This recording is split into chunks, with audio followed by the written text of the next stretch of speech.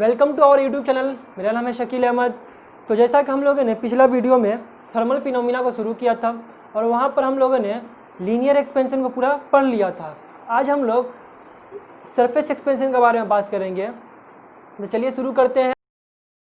सबसे पहले हम लोग शुरू करते हैं सरफेस एक्सपेंशन के बारे में। सरफेस एक्सपेंशन क्या होता है? किसी भी बॉडी को या किसी भी मटेरियल को हम लोग गर्म करते हैं ना, जब गर्म करते हैं तो उसका सरफेस एरिया अगर इंक्रीज़ करता है तो उस तरह के एक्सपेंशन को बोलते हैं हम लोग सरफेस एक्सपेंशन। मिसाल के तौर पर क्या बोल सकते हैं, जैसे तवा जिस पर हम लोग रोटी पकता है, उस तवा को हम लोग जब चूल्हा पर रखकर गर्म करते हैं ना, तो तवा जो होता है एक्सपेंड होता है। भले हमको समझ में नहीं आता है, लेकिन हकीकत में जो तवा होता है क्या होता है, वो फैलता है। हालांकि वो बहुत कम फैलता है, इसलिए हम लोग को समझ में नहीं आता है। तो इसी तरह से किसी भी बॉडी में हीट देने से या किसी भी बॉडी को गर्म करने से उसका लेंथ और ब्रेथ यानी उसका एरिया इंक्रीज़ करता है, सरफेस एरिया इंक्रीज़ करता है। तो उस तरह के एक्सपेंशन को बोलते हैं हम लोग surface expansion.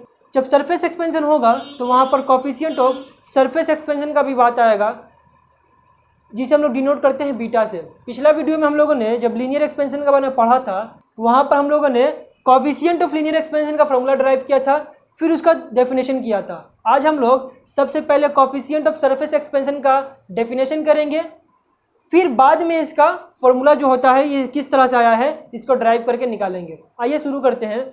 Coefficient of surface expansion क्या होता है, जिसे हम लोग डिनोट करते हैं बीटा से। देखिए डेफिनेशन क्या लिखा हुआ है, coefficient of surface expansion defined as increase in surface area per unit surface area per degree rise in temperature.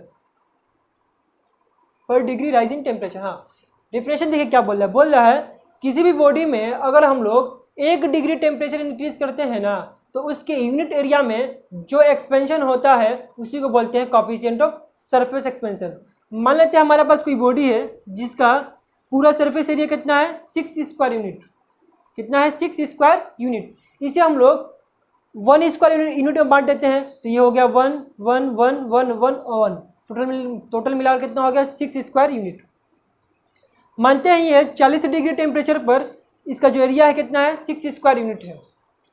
जैसे ही हम यहाँ पर इसका टेम्परेचर इंक्रीज करेंगे, मतलब इस बॉडी को गर्म करेंगे, तो टेम्परेचर कितना इंक्रीज करते हैं, 1 डिग्री। मतलब 40 डिग्री से कितना इंक्रीज कर दिए हम लोग, 41 डिग्री कर दिए हैं। तो 1 डिग्री इंक्रीज करने से इसका यूनिट एरिया कौन सा होगा, ये यूनिट एरिया में जो एक्सपेंशन होता है ना, उसी को बोलते हैं हम लोग सरफेस एक्सपेंशन। मतलब इसका हर एक यूनिट एरिया में जो एक्सपेंशन होगा उसी को बोलते हैं coefficient of surface expansion. Denote करते हैं बीटा से। फॉर्मूला क्या होता है, change in area upon original area into change in temperature. मतलब S2 - S1 upon S1 into T2 - T1। अब बात करते हैं कोफिशिएंट ऑफ सरफेस एक्सपेंशन का यूनिट्स के बारे में।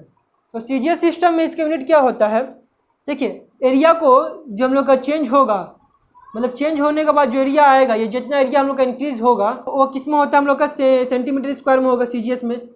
और जो एरिया होगा ओरिजिनल एरिया, उसे भी सेंटीमीटर स्क्वायर में हम लोग लिखेंगे। और टेम्परेचर को सीजीएस सिस्टम में सेंटीग्रेड लिखते हैं। यहाँ से सेंटीमीटर स्क्वायर कैंसिल हो जाएगा, यूनिट क्या हो जाएगा, पर डिग्री सेंटीग्रेड। ठीक ही इसी तरह ऐसा ही सिस्टम में क्या होगा, जो हम लोग का सरफेस एरिया इंक्रीज होगा उसे भी नापेंगे हम लोग मीटर स्क्वायर में, और जो ओरिजिनल सरफेस एरिया होगा वो भी किस में आएगा, हम लोग का मीटर स्क्वायर में आएगा। और जो हम लोग का टेम्परेचर इंक्रीज हो रहा है वो किस में आएगा, केल्विन में आएगा। तो यहाँ पर मीटर स्क्वायर कैंसिल हो जाएगा, यूनिट क्या होगा हम लोग का, पर केल्विन। तो देखो आप लोग, जिस तरह से कोफिशिएंट ऑफ लीनियर एक्सपेंशन का जो यूनिट था ना सीजीएस में पर डिग्री सेंटीग्रेड, और एसआई में क्या था, पर केल्विन, ठीक इसी तरह कोफिशिएंट ऑफ सरफेस एक्सपेंशन का भी यूनिट क्या होगा, सेम होगा, पर डिग्री सेंटीग्रेड और पर केल्विन। ये आप लोग याद रखिएगा।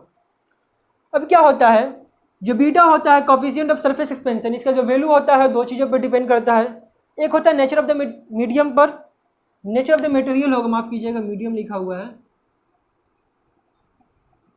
नेचर ऑफ द मटेरियल पर, मतलब किस किस्म का मटेरियल है।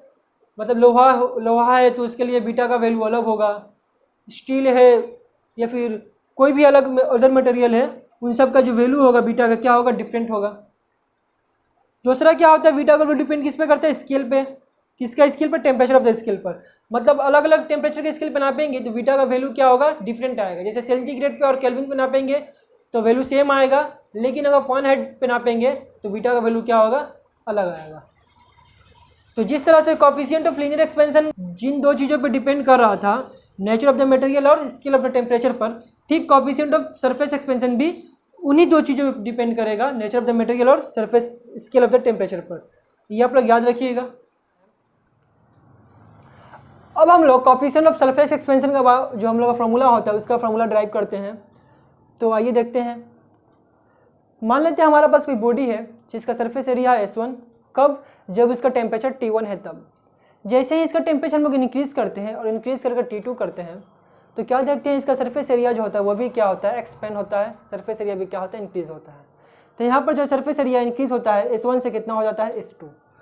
यहाँ पर जो हम लोग का इनिशियल सरफेस एरिया है S1 और इनिशियल टेम्परेचर कितना हम लोग का है? T1, और फाइनल सरफेस एरिया कितना हो जाता है हम लोग का? S2, और फाइनल टेम्परेचर कितना हम लोग का है? T2। तो यहाँ पर जो हम लोग का एरिया एक्सपेंड हुआ है वो कितना होता है? S2 minus S1। जैसे समझते हैं इसको, अगर मान लीजिए ये हम लोग का एरिया अगर 10 था और ये 15 होता है तो एरिया इंक्रीज कितना होता है हम लोग का? 5। तो कैसे हम लोग किए हैं? 15 माइनस 10। सेम यहाँ पर उसी तरह से हुआ है कि अगर हम लोग का एरिया अगर S1 था और बाद में होता है S2 तो एरिया इंक्रीज कितना होता है? S2 minus S1। ठीक इसी तरह यहाँ पर टेम्परेचर इंक्रीज कितना होता है? पहले टेम्परेचर T1 था और टेम्परेचर अब T2 हो गया है, तो यहाँ टेम्परेचर कितना इंक्रीज हुआ है? T2 minus T1।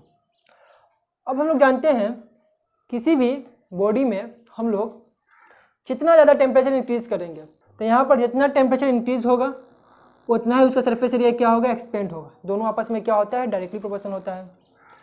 दूसरा क्या होता है कि S2 माइनस S1 मतलब जो एक्सपेंशन होता है वो क्या होता है? ओरिजिनल सरफेस एरिया पर डिपेंड करता है। हाँ, अब हम लोग इन दोनों को ज्वाइंट करते हैं तो ये वेरिएशन थ्योरम का मतलब क्या होता है कि दोनों कॉमन है तो एक मरतबा लिखाता है यहाँ पर, ये प्रोपोर्शनल निशान इसी तरह लिख देते हैं हम लोग यहाँ पर, और S और T2 माइनस T1 आपस में जरब में लिखा जाता है यहाँ पर।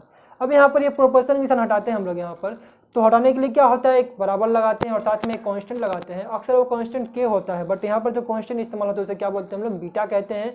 इस बीटा को बोलते हैं हम लोग कोफिशिएंट ऑफ सरफेस एक्सपेंशन। और बीटा को करते हैं एक तरफ, बाकी सबको बेचते हैं दूसरी तरफ। तो बीटा का फॉर्मूला निकल क्या आता है? S1 आएगा इस तरफ, S2 माइनस S1 नीचे आता है, और T2 माइनस T1 भी इस तरफ आएगा तो S2 माइनस S1 के नीचे आता है। तो बीटा का फॉर्मूला क्या मिल गया हम लोग का? S2 minus S1 upon S1 into T2 minus T1। ये हम लोग का पूरा कोफिशिएंट ऑफ सरफेस एक्सपेंशन का फॉर्मूला, जिसे हम लोग बीटा से डिनोट करते हैं, वो मिल गया। अब हमारे चैनल को सब्सक्राइब कर दें और नीचे दिए गए बेल आइकन को भी दबा दें ताकि हमारी आने वाली जितनी भी वीडियो हैं आपको इसकी नोटिफिकेशन मिलती रहे।